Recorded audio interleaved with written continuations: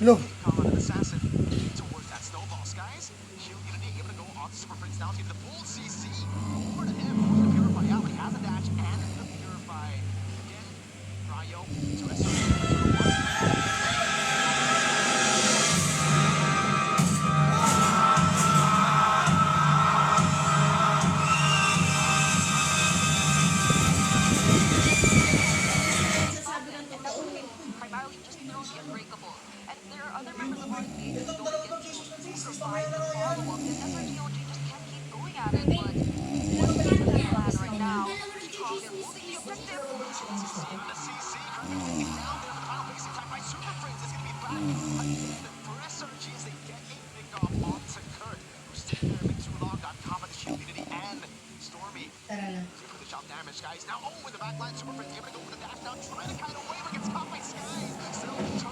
Paano ko ito pala yung kasabwat?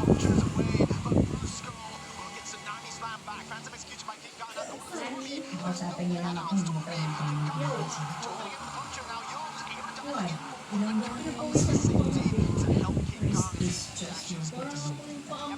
Luis?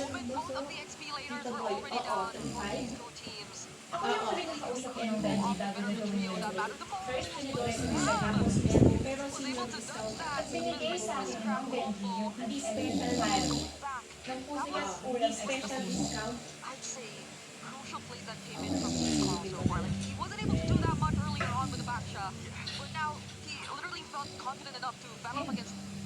Nandiyan ka sa video.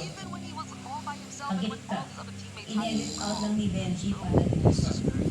Dahil ikaw mismo ang pumatay sa You're a kitty cat killer. Ang ombudsman novel na to. Kailangan ba ng lawyer? Wish, kung meron kami ipapa-ombudsman.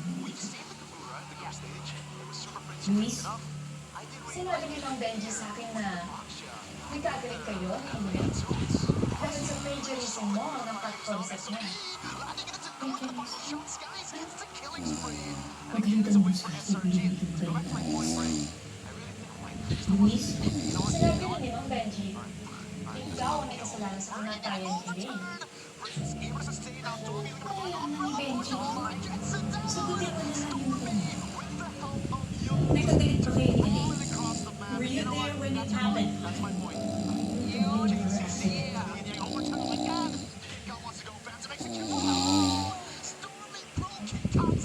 Wala akong sasabihin. Wala.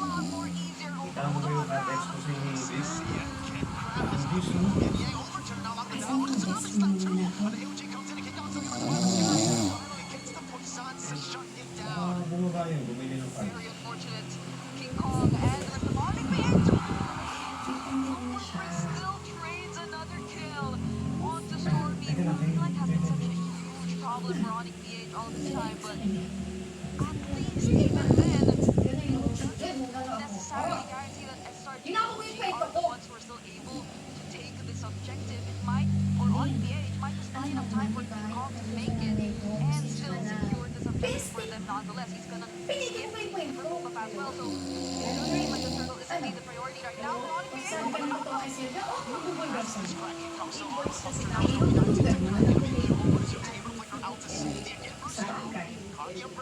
Mas magandang scoop ang may bundle sa'yo sa isang news report. News report ay isang finance. And I think this is one of the questions for Super Prince right now. He's holding the first place for the sides, and it can be used to extend what Valentina you're looking for. Exclusive cards to steal away from the team, and I feel like he's just held on to that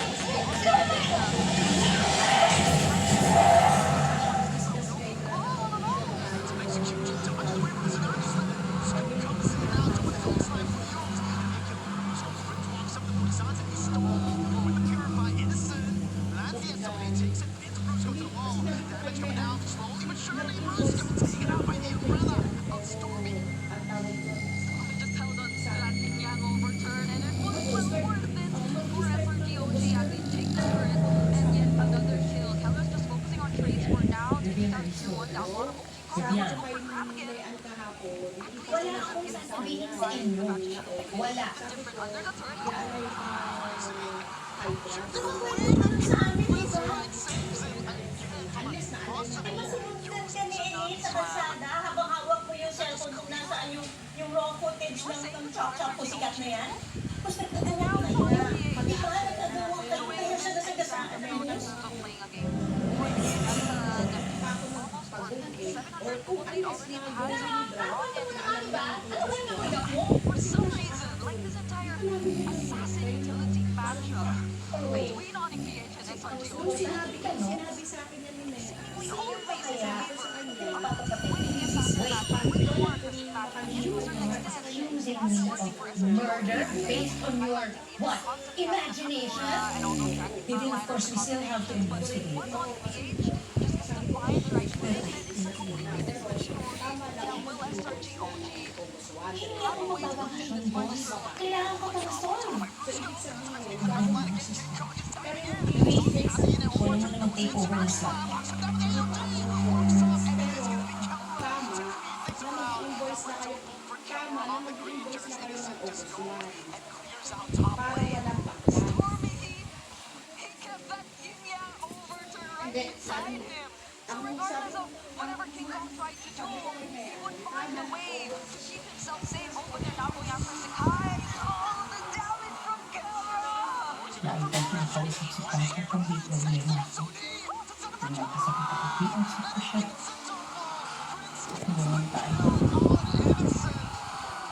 Bigla ka nakautang.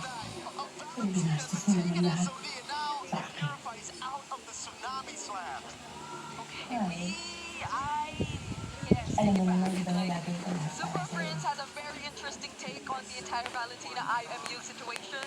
It does seem like even though he's been a bit more careful in terms of the ultimates that he's been getting with, they're actually ahead and this much aggressive. So pinagay mo, He has a lot more other options. We have to put a huge emphasis on this play by Super Prince there.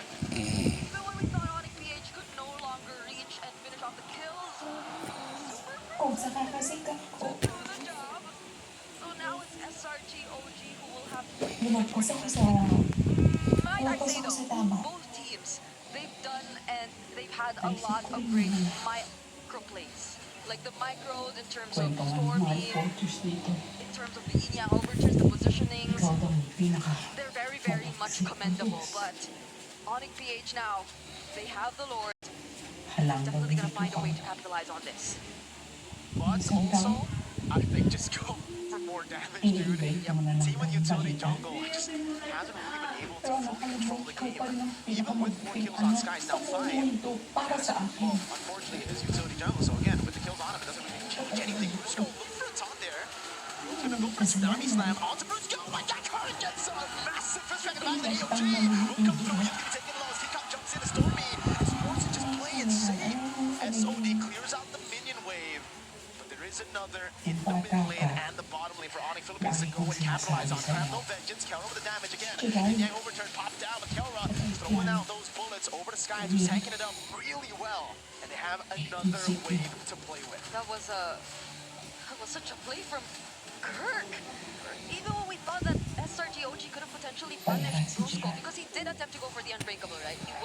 He walked under that turret, tried to go for the unbreakable, didn't land or didn't connect onto anyone, and so SRG found an opening. That was a clear response to the Tsunami Slap coming in from Dooms, but since Kirk was able to land that flicker fist crack onto the other members, then SRGOG just couldn't complete the job, and now there's another set of waves coming in, and it's a completely different situation when King Kong doesn't get caught in by any form of crowd control by SRGOG and just really lands those closures. So in the end, still just a non-stop siege. Kelra walks up again, has a purify, gets out of Tsunami Slam, almost a perfect game, overturn to counter it as well. Good bit down, oh my lord, Kelra just walking through, gets pierced down, but still able to get away, even with the last shot there, spacing perfectly. It's a kill over again as Brusco gets the AOG out of there, Crab falls to King Kong. And after all that, you'd expect more bodies. King with the dive on Skies, it's a double for King Kong. The sidesteps from Kelra, the timings from King Kong, the KK connection, they're just making it happen, and oh, innocent solo! SOB again by Super Prince, he'll shut down one last shot. Base turns down, and Kelra has dealt with the waves. Prince again, they're going to be caught by the sun. Super Prince still able to go for it, terrifies. Innocent walks up and gets the kill, but gets traded back by Kelra. King Kong in the back gets a kill before ultimately ending the game to get us to equalizer. 1-2. That was another Spear of Misery IFU done right there by Super Prince, creating so much space here for OnicPH. And we just mentioned this entire thing about the KK connection, Kelra and King Kong now being online, finally online. The sidesteps and just making it very difficult overall for SRGOG to land all their skills, despite the presence or despite the multiple ways that they could actually make use. SRGOG. If you take one, if you take, okay, you got one stop, that's all. They don't care. They don't care. Okay, they'll just go on partial. I mean, like a good crowd control is denying your opponent of the ult, so Yeah. it's kind of amazing. Or just putting them to sleep. Just take them out of the map. OnicPH, a good direction for them, in my opinion, would be to just take out Arlet Focus. Yeah. That's it. Arlet CC. Deny the Arlet Frederick combo. Either ways, right now for Onyx Philippines, I think it's not a hot take to say that they got a lot in this round. And you were talking about this, Leo, where Onyx Philippines, they like being on right side, they like being on second pick. It looks like they're manipulating it well by understanding that Kalia is a hot pick for SRGOG, and they punish that. I think actually the last pick for Onyx Philippines should be CC. That's from my perspective, because otherwise it can be a good But they already have the lap. Did you mean SRG? I mean Onyx Philippines should ban. Oh, should ban. Yeah, Easy, so that's the option. And if we're speaking about SRG, let's go for the mid lane. That's the option. Valentina, what can we also Valentina Loyi. Valentino Loi, yes, good bans. Looks like they're going for the Louis first ban here. Are they going for Innocent again? Because I kind of feel like with this Kalia, we should be thinking about a possible Beatrix. Beatrix or Iritel. Yeah. Those are still solid picks left out there. I don't know if you want to Harry. Beatrix better, I think. Yeah, you don't want to Harry. That's way too much magic damage. Ako si You're going all in. A single Athena shield and Also Beatrix, you can combine it with the Fredrin, Daunt, you can combine it with the Kalia, so engage and then the nuke damage instantly from your mage and from your, okay, it's the Harith band.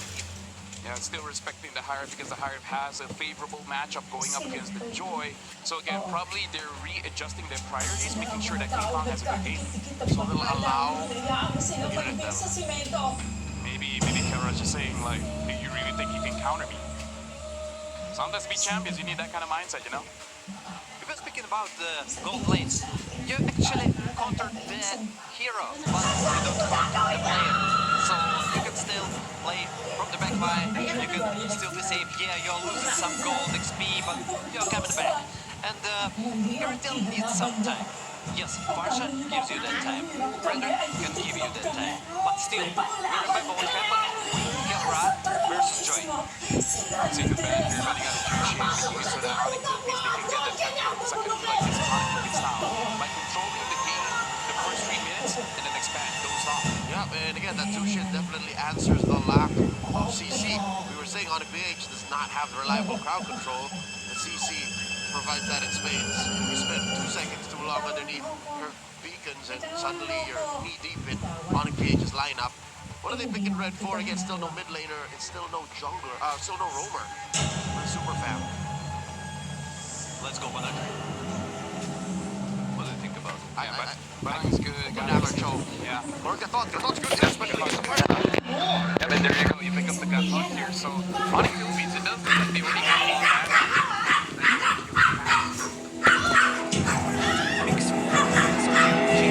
So the priority for the gold lane, that's the most critical.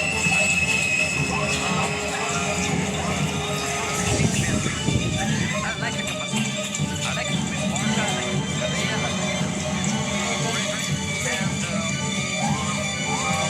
And what I explained, I would like to prefer CC still. I like this pick. Yeah, still a lot available. Even the glue is available if SRGOG wants to go that route, because that does seem like one of Cram's comfort as well.